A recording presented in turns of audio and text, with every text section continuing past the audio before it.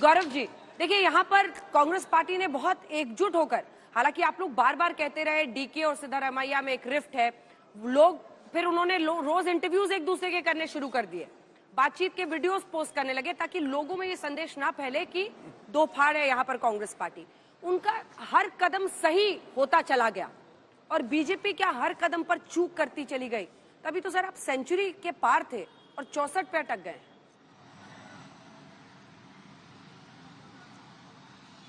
देखिए अंजना जी, ये तो कहावत भी है कि जो जीत जाता है उसके 100 बाप होते हैं, जो हार जाता है उसको अनाथ बता देते हैं लोग। ये गलती होती है लोगों से।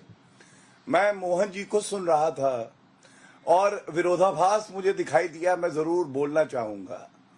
उन्होंने कहा राजस्थान में देखिए कितना प्रेम है। अब अशोक गहलोत और सचिन पायलट का प्रेम तो अब सड़कों तक आ गया है। मुझे तो चिंता ये हो रही है, जो मैंने अभी दोपहर में भी कहा था, कि कुछ घंटों बाद या दिन बाद ये ना कहा जाए कि कौन डीके और पता चला सचिन पायलट का जुड़वा भाई यहाँ कर्नाटका में पैदा हो जाए, क्योंकि गन्ने की तरह चूस के उसकी फाड़ी को फेंकने का काम कोई करता है तो कांग्रेस पार्टी करती है।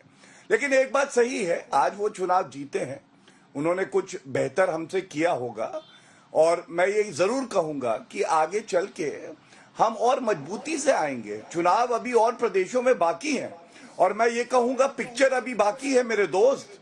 जब 3 प्रदेश हम जीतेंगे अथक परिश्रम और मेहनत और ईमानदारी से, उसके बाद 2024 में मैं डंके की चोट पे कह रहा हूँ कि 350 से ऊपर सीटें आएंगी। सीटें नहीं आएंगी आपकी। ममता बनर्जी कह रही है कि आज कर्नाटक से पता चल गया 100 सीटें नहीं आएंगी हाँ, मैं इस पे भी एक टिप्पणी कर देता हूं। आपको पता है कि यूपी के निकाय चुनाव में मेयर की जो चुनाव थे, 17 में 17 सीटें हमारी आई। अखिलेश यादव जी का पूरा घर जो है, राजनीतिक घर, उसमें आग लग गई, उजड़ गया। ऐसे ही अखिलेश यादव का एक ट्वीट मैंने देखा, उन्होंने लिखा है कर्नाटका का संदेश यह है कि भाजपा की नकारात्मक सांप्रदायिक लिखे जा रहे। एक आदमी ने उनसे पूछा, अखिलेश भैया अंडा शून्य आया है आपका, आप ये क्यों नहीं बताते आपकी सीटें कितनी आएंगी? तो आज ये लागू होता है कांग्रेस पार्टी पर और टीएमसी पर भी। अंजना जी, ये लोग ये नहीं बता रहे कि इनकी कितनी सीटें आएंगी। मैं तो आपके कार्यक्रम पे कह रहा हूं, पुनः नरेंद्र मोदी जी आएंगे और विधानसभा का चुनाव अलग होता है, लोकसभा का चुनाव अलग होता है और उसके मुद्दे अलग होते हैं। जब समय आएगा हम लोग मेहनत करके जीतेंगे। लेकिन आज बात यह है कि अगर हम आज विपक्ष की भूमिका निभाएंगे, पुरजोर तरीके से और ईमानदारी से निभाएंगे, तो हमारी हार में इनकी जीत कैसे हो जाती है, ये बात मैं समझ नहीं पाया। एक बात और गारंटी पे कह दूं, अंजना जी, आप चाहे छत्तीसगढ़ देख लीजिएगा, राजस्थान देख लीजिएगा, वहां पे किसानों का कर्जा माफ होना था, 10 दिन में गंगा जल हाथ में लेके कसम खाई थी, हुआ नहीं। बेरोजगारी भत्ता राजस्थान में मिलना था, वो मिला नहीं। हिमाचल में आप जानती हैं डीजल पे वैट बढ़ा दिया, महंगाई को एक मुद्दा बनाया। तो इनकी गारंटी केवल इतनी है, ऐसा कोई सगा नहीं जिसे कांग्रेस ने ठगा नहीं, और गारंटी भ्रष्टाचार, सांप्रदायिक राजनीति और वंशवाद की। 5 गारंटीज जो आपने दी है अंजना जी, मैं इसके लिए तैयारी है पूरी, फाइनेंशियल उसका मैथमेटिक्स कर लिया है? बिल्कुल। मैं तो आज कब से लागू होगा? आज बहुत हतप्रभ हूं, भारतीय जनता पार्टी के प्रवक्ता मोदी जी जैसे अभिभावक होते हुए अनाथ बता रहे हैं खुद को। एक हार पर खुद को अनाथ बता लिया। यही हाल देश के चुनाव में आगे होने वाला है। देश की जनता को गौर से सुनना चाहिए मैं क्या कहना चाहता हूं। आप चले जाइए प्रांत में, अभी राजस्थान के और छत्तीसगढ़ के उपचुनाव में 21 और 25 हजार वोट से भारतीय जनता पार्टी हारी। अगर हमने वहां अपने वादों को निभाया नहीं होता तो जनता वो प्रतिसाद नहीं देती। खुद विधानसभा में स्वीकार किया मध्य प्रदेश की, मेरे पास अभी बैग में वो प्रमाण पत्र पड़ा है कि 27 लाख किसानों का कर्ज कमलनाथ जी की सरकार ने माफ किया था। एक कृषि मंत्री का विधानसभा के पटल पर दिया हुआ बयान है। देश के लोगों, कर्नाटका में किया क्या इन्होंने, याद कीजिए।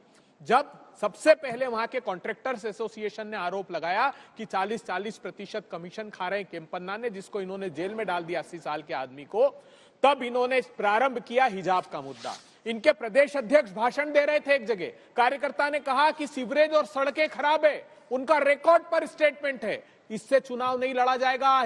आप तो लव जिहाद की बात करो, उसके बाद एनआरसी लेकर आए, यूसीसी लेकर आए। एनआरसी पर सच ये था कि इन्होंने लॉ कमीशन को जून 2016 में टास्क दिया, मोदी सरकार के लॉ कमीशन को। उन्होंने 18 में मना कर दिया। इन्होंने कहा नया लॉ कमीशन गठित कर रहे हैं। 2 साल तक उसका अध्यक्ष नहीं बनाया, क्योंकि सिर्फ चुनाव में मुद्दा भुनाना था इनको।